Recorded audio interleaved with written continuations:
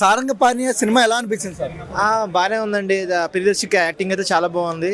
So director గారిది కూడా చాలా ఇంట్రెస్టింగ్గా పాత సినిమా చూస్తున్నా సరే అన్నీ ఎట్లా ఉంటాయి దీన్ని కూడా వైవిధ్యంగా చూపించారు. చాలా కొత్తగా ఉంది. ప్రియదర్శి బాగా చేశారు యాక్టింగ్ పరంగా. తర్వాత బ్లాక్ బస్టర్ అనుకోవచ్చా? కోటి తర్వాత కూడా మరో బ్లాక్ బస్టర్.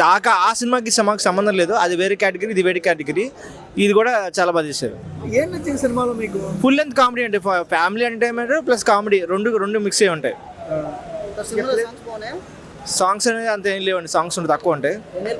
వెనిల్ కిషోర్ యాక్టింగ్ బాగుంటుంది. వెనిల్ కిషోర్ అయితే అట్లాగే ప్రియదర్శి కూడా ఇద్దరిది అసలు పోటీ చేశారు. ఇద్దరు కమెడియన్స్ కాబట్టి కామెడీ ట్రాక్ అద్దరు కొట్టేశారు ఇద్దరు కలిసి. జాతిరత్నాల తర్వాత ఇంకొక కామెడీ బ్లాక్ బస్టర్.